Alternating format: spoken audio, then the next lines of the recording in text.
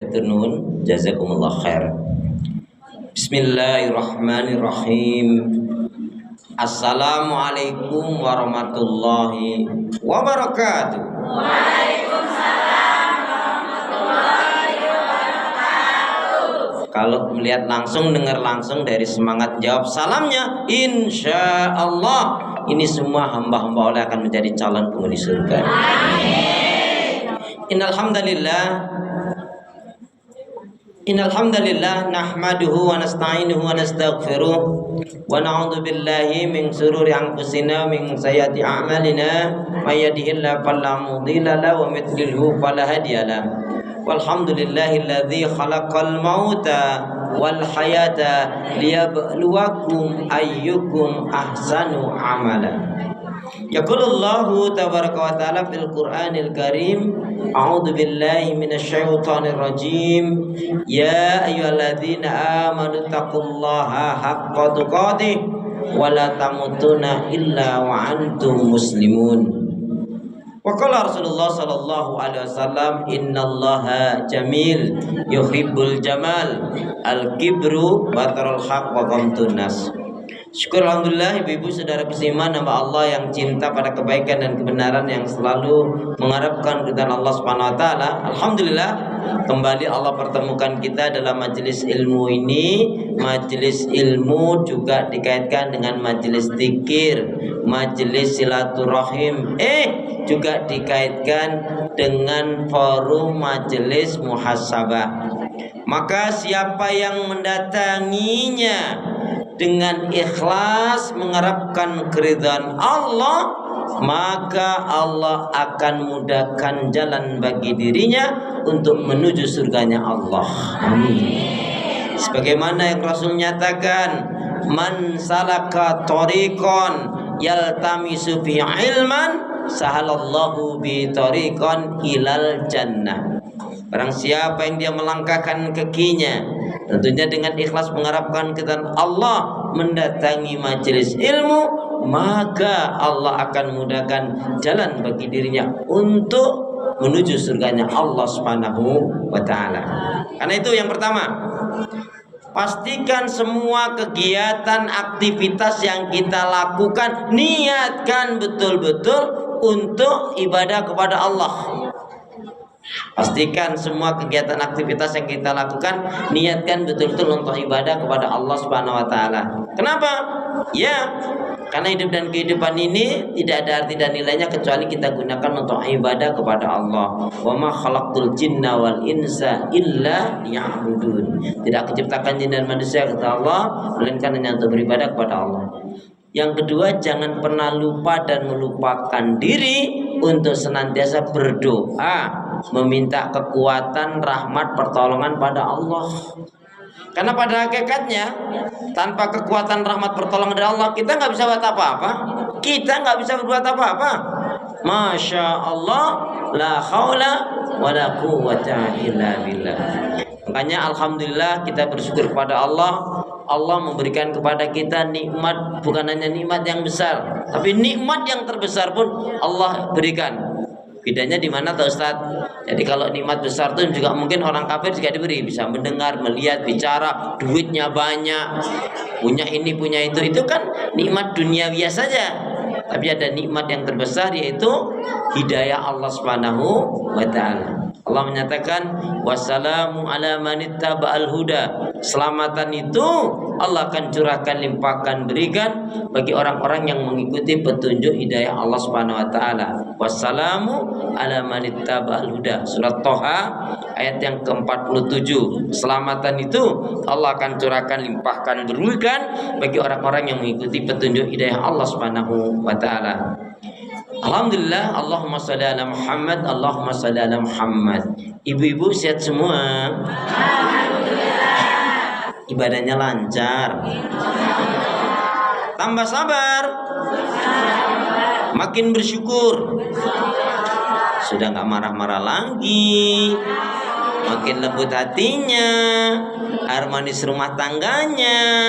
Saya doakan putra-putri, anak-anak ibu semuanya baik sholih sholihah. Amin.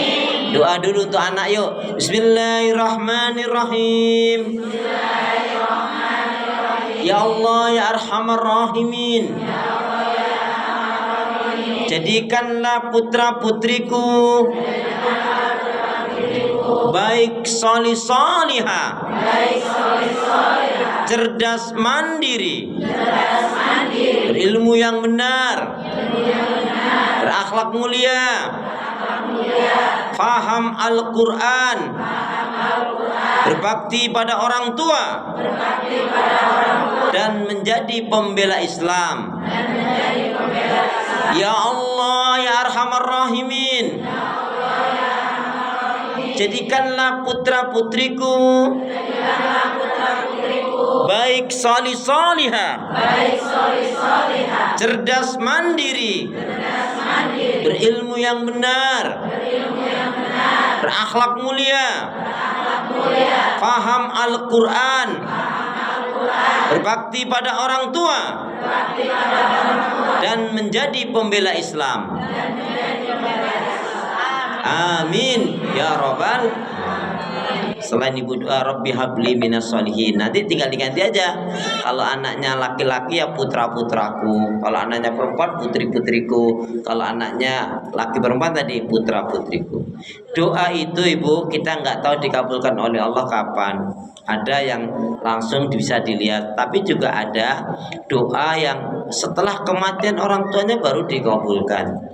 Tapi saya mulai hari ini ingatkan kepada ibu-ibu untuk bersemangat, untuk membiasakan setidak-tidaknya sekali deh mendoakan tetangga-tetangganya.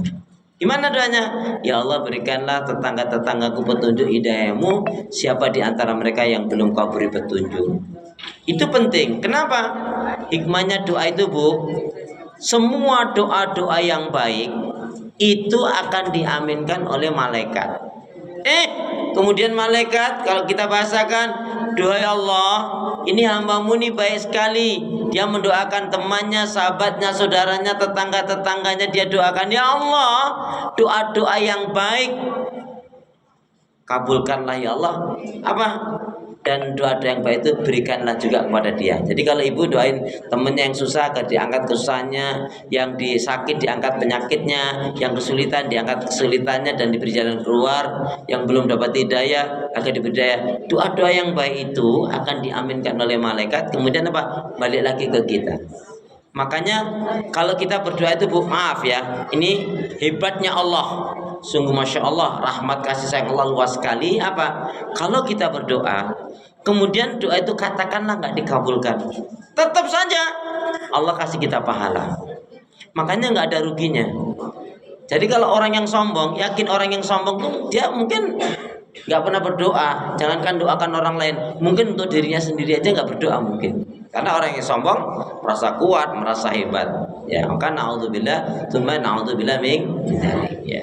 Hari ini kita akan belajar yaitu diawali dari surat surat An-Nisa. Hari ini tema kita berikan judul yaitu kewajiban pokok orang tua. Tapi kita mengacunya kewajiban pokok orang tua. Ya. An-Nisa surat yang keempat ayat yang ke-9. Karena ayat ini menurut saya sangat penting sekali untuk kita bedah. Ayat ini seingat saya dulu di zaman lama dulu orang bilang zamannya Orla. Ya, ada Orla, ada Orba. Ya. Sekarang zamannya reformasi. Ya. Terus apalagi lah. Yang penting mau Orla, mau Orba, mau Orbe, mau apa, yang penting kita dalam ketaatan dan keimanan ibadah kepada Allah. Makanya apa? Bersyukur kepada Allah, bersyukur sepanjang masa, syukurilah apa yang ada. Hidup ini adalah anugerah. La in syakartum la azidannakum wa la in kafartum inna adzabi lasyadid. Mau bulan ini, mau bulan itu, mau hari ini, mau hari itu, nggak terlalu penting. Yang terpenting kita di dalam ketaatan, keimanan, ibadah, sabar dan syukur kepada Allah. Bu, kalau diringkas, yang penting di dunia ini kita bisa menjalankan ibadah sebaik mungkin, bisa bersyukur, bisa berbuat banyak kebaikan. Yang penting di dunia ini kita bahagia, di akhirat masuk surga. Cukup, Ibu. Amin, gitu dong. Lama banget sih. Baik, Allah berfirman di dalam surat An-Nisa. Surat An-Nisa, Quran saya surat yang keempat. Sama ya? Oh, sama. Ayat yang ke-9, A'udzubillahi minasyaitonir rajim. وَلْيَخْشَى الَّذِينَ لَوْ تَرَكُوا مِنْ خَلْفِهِمْ ذُرِّيَّةً ضِعَافًا خَافُوا عَلَيْهِمْ فَلْيَتَّقُوا اللَّهَ وَلْيَقُولُوا قَوْلًا سَدِيدًا.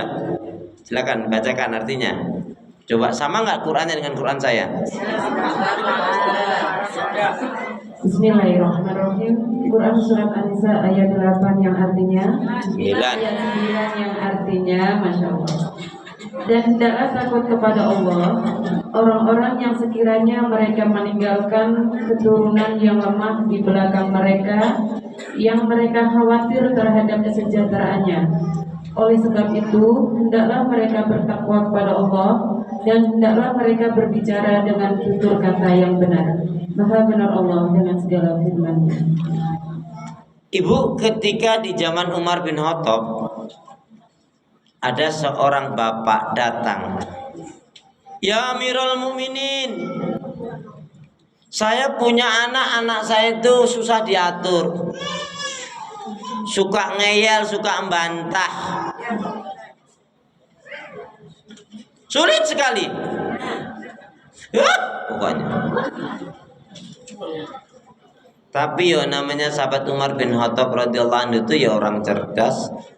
Bahkan idza salaqat tariqan fajjan, kata Rasulullah dalam satu riwayat, apabila sahabat Umar bin Khattab itu berjalan di satu tempat, satu gang, kemudian setan ketemu Umar.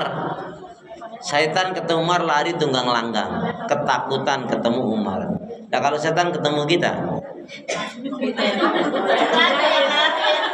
setan nongkrong di telinga kita, di mata kita. Kalau setan nongkrong di mulut kita berarti ucapannya tidak baik. Kalau setan nongkrong di telinga kita berarti suka mendengarkan hal-hal yang buruk, nggak bermanfaat.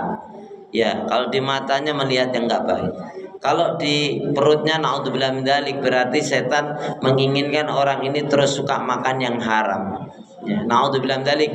Kalau setan itu nongkrong di kemaluannya berarti naudzubillah min dzalik dia suka melakukan perbuatan yang diharamkan oleh Allah Subhanahu wa taala. Ya. Kalau setan itu nongkrong di duit kita berarti duitnya digunakan diambur-amburkan untuk tabdzir, boros, mubadzir, dan juga naudzubillah min dzalik digunakan untuk berjudi. Judi. Ya. Itu termasuk yang dilarang. Kenapa yang enak-enak dilarang? Kenapa yang enak-enak diharamkan? Kenapa? Karena itu perangkap setan. Naudzubillah min dzalik. Baik, ini perhatikan Bu, Umar bin Khattab ini Masya Allah. Kemudian, ya sudah kalau begitu, besok bawa anakmu kemari. Singkatnya dibawalah anaknya besok harinya.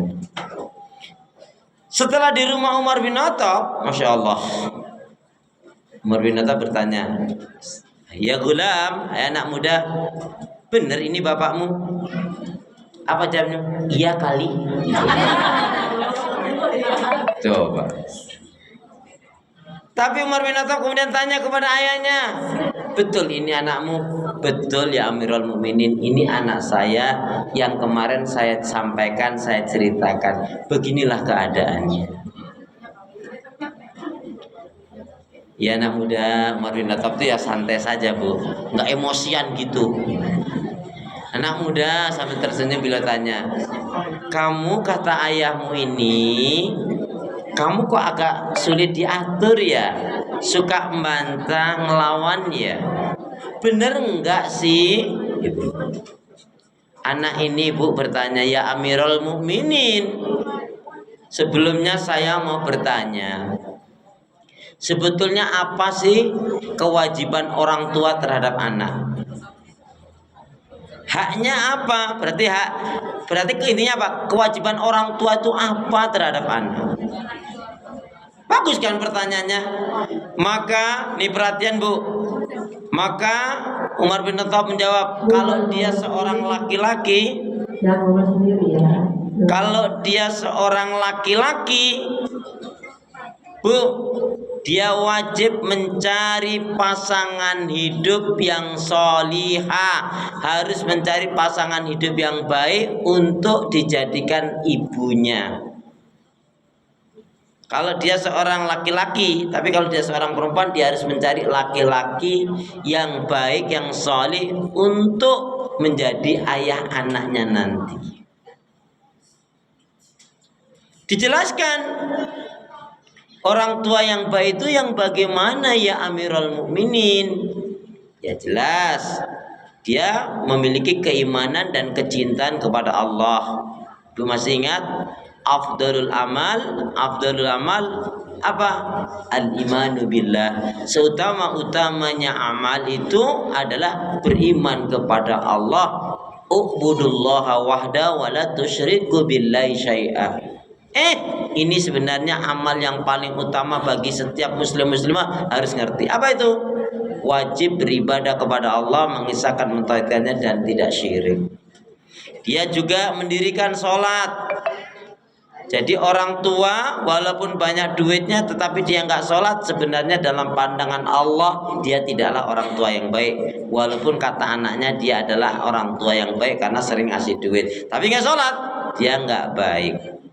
Jadi iman kepada Allah, kemudian iqamati sholat, mendirikan sholat. Lalu orang tua yang baik yang gimana? Asidqu.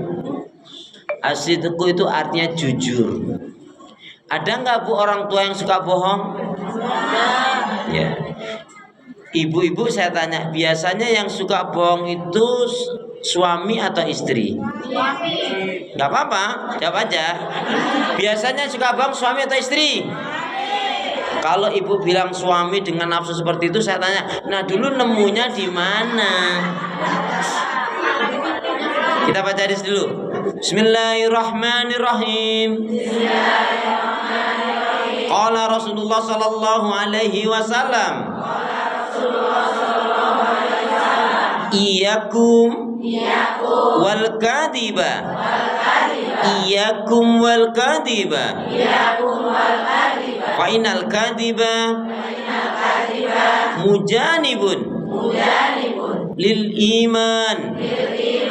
Jauhilah oleh kalian.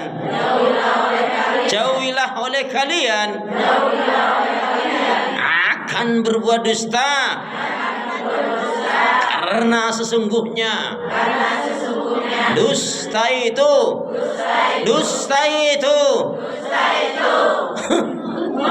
akan menjauhkan dari keimanan. Jadi setelah hari ini jangan ada. Sekali lagi sekarang saya tanya, biasanya yang suka berdusta suami atau istri? Ya, udah jawab istri ya, ya sudah selesai kalau gitu sudah. Nggak usah dilanjutkan lagi. Ya. Jadi tadi ibu dengan jujur bagus sekali ya. Jadi yang suka berdusta adalah istri.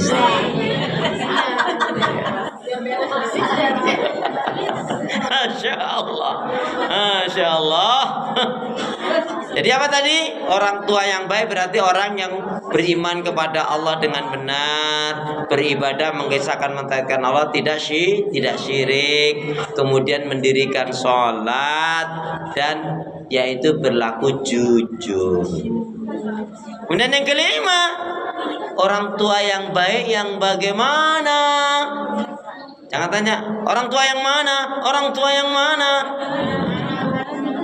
Jadi orang tua yang baik yang kelima adalah ini Bu, hanya mencukupkan yang halal, menolak yang haram.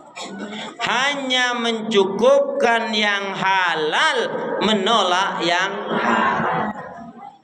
Jadi kalau ada orang tua atau calon orang tua, kok dia masih seneng dengan yang haram, bisa mau nikah, misalkan si laki-laki terobos sana terobos sini, tapi dari yang haram, berarti dia sudah memasukkan satu keburukan pada dirinya.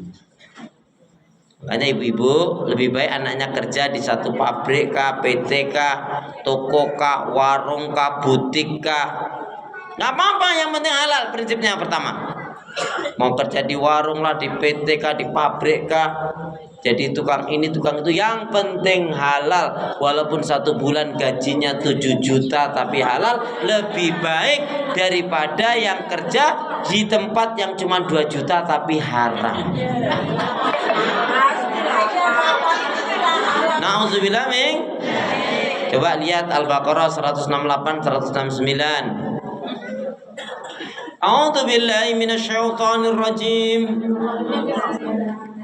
Ya ayyuhan nasu kulu mimma fil ardi halalan thayyiba wa la tattabi'u khutuwati syaitan innahu lakum aduwwum mubin. Innama ya'murukum bisu'i wal fahsya wa an taqulu 'alallahi ma la ta'lamun. Ya, Al-Baqarah 168 169. Bismillahirrahmanirrahim. Quran Surat Al-Baqarah ayat 168 dan 169 yang artinya, wahai manusia, makanlah dari makanan yang halal dan baik yang terdapat di bumi, dan janganlah kamu mengikuti langkah-langkah setan. Sungguh setan itu musuh yang nyata bagimu. Sesungguhnya setan itu hanya menyuruh kamu agar berbuat jahat dan keji, dan mengatakan apa yang tidak kamu ketahui tentang Allah. Maha benar Allah dengan segala firman. Ya, Bu, jadi termasuk rahmat yang besar yang Allah berikan kepada seseorang adalah orang ini hanya mencukupkan dengan yang halal, menolak yang haram. Nggak akan tertarik dengan yang haram sebanyak apapun. Ya. Jadi saya harus ingatkan pada diri saya dan pada ibu-ibu, Bu, yang haram itu akan membuat masalah bagi diri kita. Banyak efeknya, doa nggak dikabulkan, hidup nggak diberkahi, susah sakaratul mautnya. Kemudian yang ngeri lagi apa? Nanti maaf, na'udzubillah min dzalik, menjadikan juga amal ibadah kita nggak diterima oleh Allah. Ya, makanya biar banyak, yang penting halal dulu. Ya. Daripada sedikit ya kan? Daripada sedikit haram lebih baik banyak, tapi udah sedikit haram, najis. Ya. Na'udzubillah min. Saya ulangi, coba tadi apa?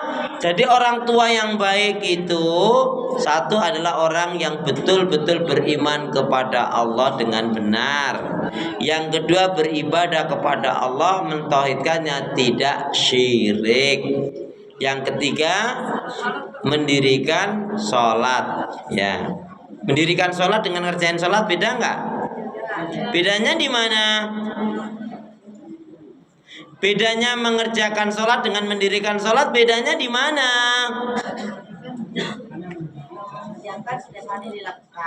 Ngerjakan setiap hari dilakukan. Kalau mendirikan?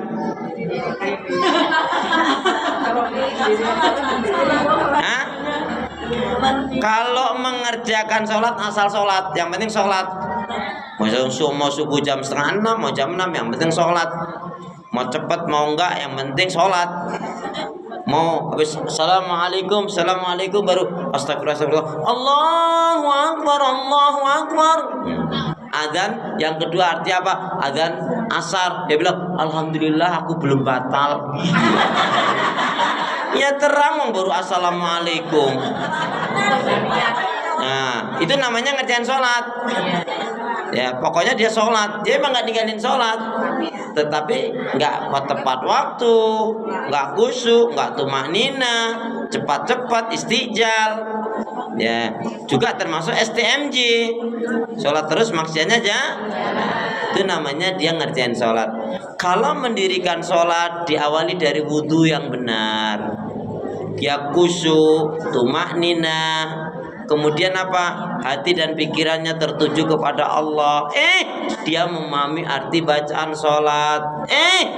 Kemudian apa? Dia mengagungkan, memuliakan Allah, bahkan dia lakukan seolah-olah ini adalah sholat yang terakhir. Itu namanya mendirikan sholat. Jadi kalau mengerjakan hanya mengerjain asal-asalan. Makanya berbeda sekali ya. Oh ya, tadi tentang sholat belum tersebut ayatnya. Jadi di dalam tentang sholat ya, tentang sholat ada di dalam surat Maryam, surat yang ke-19 ayat yang ke-25, surat 19 ayat 59. Allah berfirman, a'udzubillahi minasyaitonir rajim, fa khalafa min ba'dim khalfun adaa'us shalah wa taba'us syahawat fa sawfa yalqauna ghayya. Ya, artinya surat Maryam surat 19 ayat 59. Langsung. Bismillahirrahmanirrahim. Quran surat Maryam ayat 59 yang artinya, kemudian datanglah setelah mereka pengganti yang mengabaikan sholat dan mengikuti keinginannya, maka mereka kelak akan tersesat. Maha benar Allah dengan segala firman. Berarti kalau ada orang tua yang suka ngabaikan sholat, berarti dia belum orang tua yang baik. Ada ngakunya muslim muslimah, dengar azan kaget aja ada kok. Allahu Akbar, Allahu Akbar. Ya Allah, udah azan. Ya kalau terus kemudian ambil air wudhu sih bagus sholat. Malah ada lagi udah bagus dia di dalam rumah. Ini juga emak-emak juga ini. Udah bagus di dalam rumah. Allahu Akbar, Allahu Akbar. Mestinya kan dia ambil air wudhu terus enggak. Malah dia keluar rumah, kemudian nemuin tetangganya bilang apa? Jeng sekarang adanya cepet ya Jeng ya Jeng. Ini kan kurang kerjaan banget ini kan? Toh? Iya. Alhamdulillah ibu-ibu yang dari sini, alhamdulillah sholat zuhurnya nggak ada yang jam 1. Amin. Jam 2 banyak. Maksudnya dulu waktu belum ngaji, tapi alhamdulillah sekarang sudah ngaji, sudah banyak istighfarnya. Alhamdulillah sholat subuhnya nggak pernah kesiangan. Amin. Di bulan Ramadan. Iya loh. Ya. Di bulan Ramadan tuh nggak jarang yang kesiangan kan? Baik. Kemudian adalah apa tadi? Setelah sholat apa? Berlaku jujur. Ya. Yang dua adalah beribadah kepada Allah, mentauhidkannya, tidak syirik. Ya, beribadah kepada Allah, mengisahkan, mentauhidkannya, tidak syirik. Yang ketiga mendirikan sholat. Yang keempat berlaku jujur. Bu, jujur itu dicintai oleh Allah, disukai oleh manusia, membawa kebaikan, mengantarkan ke surga. Amin gitu dong. Sedangkan dusta dibenci oleh Allah, dijauhi oleh manusia, membawa keburukan, menyeret ke neraka. Na'udzubillah min. Bu, karena kedustaan rumah tangga jadi rusak. Terjadinya perselingkuhan juga karena dusta. Hilang pekerjaan ya karena dusta. Hilang kepercayaan karena dusta. Ya. Ditambah lagi naudzubillah min dzalik, termasuk kalau kita sering naudzubillah kita suka bercerita dengan cerita yang bohong, orang juga akan membenci kita. Ya, makanya apa? Ayatul munafik salasa, termasuk dimasukkan tergolong orang munafik. Orang munafik itu kan apabila berbicara berdusta, berjanji ingkar, dipercaya khianat. Saya tanya, biasanya yang suka berdusta, ingkar janji dan khianat itu biasanya rakyat atau pejabat? Saya ulangi. Biasanya yang suka berdusta, ya, ingkar janji dan khianat biasanya rakyat atau pejabat. Terus satu lagi saya tanya, biasanya yang suka korupsi itu pejabat atau rakyat? Jadi kalau ibu-ibu tidak tidak korupsi karena mungkin nggak ada kesempatan untuk korupsi. Jangan-jangan kalau jadi pejabat malah lo ngaku sendiri. Astagfirullahaladzim. Naudzubillah min. Ya udah kita berdoa dulu. Bismillahirrahmanirrahim. Ya Allah ya Arhamar Rahimin, berilah aku hati yang bersih, pikiran yang jernih, lidah lisan yang selalu jujur,